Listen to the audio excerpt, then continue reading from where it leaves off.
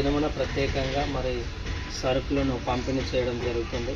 కాబట్టి వాక్యం రీతిగా మనం ఆలోచన చేసిన మీలో ప్రతివాడు తన సొంత కార్యములనే కాక ఇతరుల కార్యములను కూడా చూడవలెను. ఇది యేసుక్రీస్తు కలిగినటువంటి మనసు అని రాయబడి ఉంది.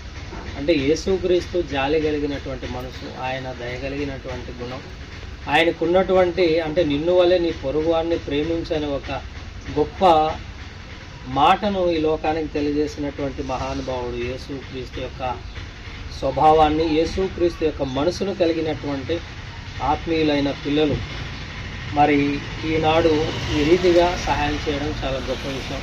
కాబట్టి ఇలా ఒకరినొకరు మనం ఈ యొక్క పండుగ సందర్భంలో కానీ, పండుగ లేని సమయంలో కానీ ఒకరినొకరు ఇబ్బందుల్లో ఉన్న వారిని పరామర్శించడం, వారి యొక్క లోటు ఏదైతే ఉందో వాటిని మనం పూడ్చడం, అంటే మన చేతనైనంత వరకు మనం సహాయం చేయడం, ఇది దేవుని యొక్క మనసు. కాబట్టి ఆ యొక్క మనసును పొందుకొని మనం కూడా ఈ లోకంలో లోక సూక్తి కూడా ఒకటి ఉంది, మానవ సేవే మాధవ సేవ అనే మాట కూడా ఉంది.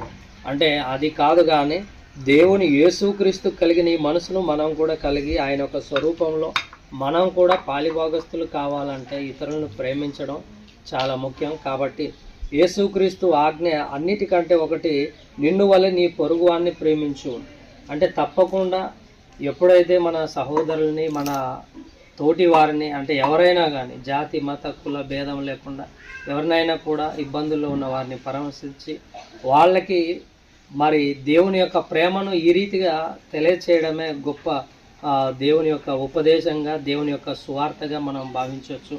కాబట్టి ఈ యొక్క దినమున మరి మన సహోదరులు ఆత్మీయులు చేసినటువంటి ఈ యొక్క చిన్న సహాయాన్ని మరి దేవుడు ఆశీర్వదించాలని, ప్రత్యేకంగా ఈ కుటుంబాన్ని కూడా దేవుడు ఆశీర్వదించాలని ప్రేమపూర్వకంగా మనవి చేస్తున్నాను.